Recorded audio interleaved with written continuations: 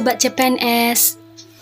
Perkenalkan, nama saya Poppy Paranita Hareva, peserta pelatihan dasar CPNS Kabupaten Nias Utara, Angkatan 18, Kelompok 4. Di video saya kali ini, saya akan membahas sedikit tentang pemahaman saya mengenai agenda ketiga, yang kami ikuti secara sinkronus tepatnya pada hari Senin tanggal 9 Mei 2022 pada pukul 9.00 WIB sampai dengan 10.30 WIB. Nah teman-teman, kedudukan dan peran ASN itu ada 3. Yang pertama yaitu sebagai pelaksana kebijakan publik. Sebagai ASN, kita harus mengerti apa yang dimaksud dengan kebijakan. Kebijakan itu adalah serangkaian keputusan atau tindakan yang telah ditetapkan oleh pemerintah yang dibuat dalam bentuk regulasi atau dalam bentuk peraturan perundang-undangan. Kebijakan itu bisa bersumber dari pusat dan juga bisa bersumber dari pemerintah daerah. Kedudukan dan peran ASN yang kedua yaitu sebagai pelayan publik. Bagaimanakah sikap seorang pelayan publik? Yaitu disiplin, harus tepat waktu pada saat tiba di tempat kerja, dan juga harus menguasai semua pekerjaan kita, dan harus bicara sopan serta ramah kepada masyarakat. Kedudukan dan peran ASN yang ketiga yaitu sebagai perekat dan pemersatu bangsa. Nah teman-teman, di antara ketiga peran dan kedudukan ASN ini, yang paling berat adalah sebagai perekat dan pemersatu bangsa. Kenapa?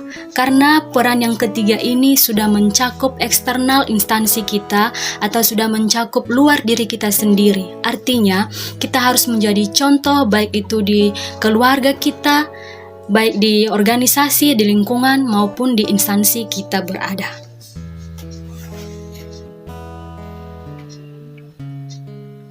Itulah 3 kedudukan dan peran ASN atau yang merupakan tugas ASN.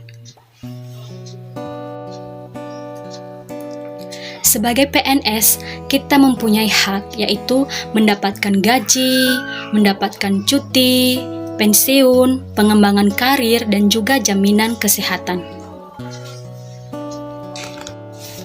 Sedangkan yang menjadi kewajiban kita yaitu setia dan taat kepada Pancasila dan Undang-Undang Dasar 1945, Negara Kesatuan Republik Indonesia dan pemerintahan yang sah.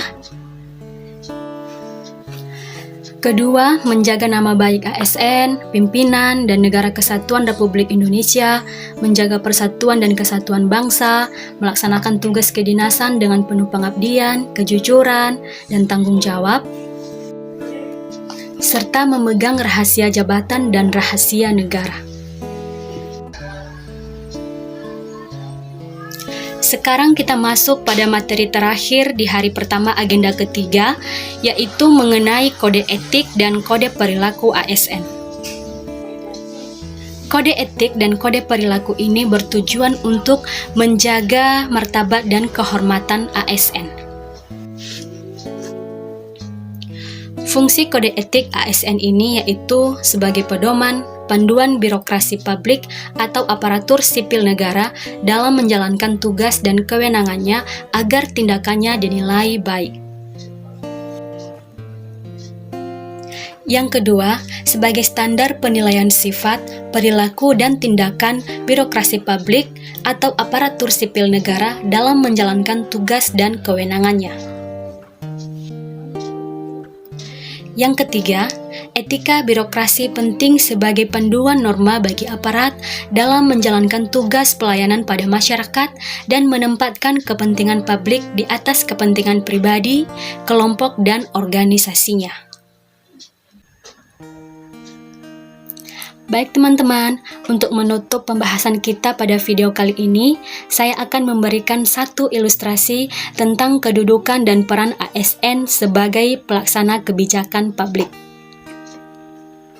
Saya tinggal di Kota Gunung Sitoli bersama dengan suami dan anak saya, tetapi saya ditugaskan di Puskesmas Pembantu Sisobahili, Kecamatan Afulu, sebagai perawat terampil. Mau tidak mau, Saya dan anak saya harus tinggal di kontrakan di lingkungan tempat kerja saya karena jarak Gunung Sitoli dengan Puskesmas Pembantu Sisobahili itu adalah 3 jam perjalanan. Sedangkan suami saya bertugas sebagai guru di kabupaten lain di daerah terpencil. Maka kami berdua menjalankan tugas masing-masing dengan semangat, dengan penuh tanggung jawab, disiplin, karena kami adalah ASN yang hanya melaksanakan kebijakan publik yang telah dibuat oleh pejabat pembina kepegawaian di kabupaten kami masing-masing. Ilustrasi yang kedua, kedudukan dan peran ASN sebagai pelayan publik. Di suatu hari di tempat kerja, saya sedang menikmati makan siang saya yang begitu lezat. Tiba-tiba datang seorang pasien yang ingin berobat, di mana orang tersebut masih mengenakan pakaian kebun penuh dengan lumpur.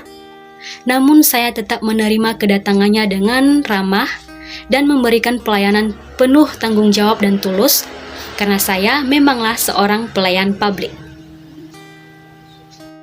Baik, demikian pembahasan sederhana dari saya. Semoga bermanfaat. Terima kasih.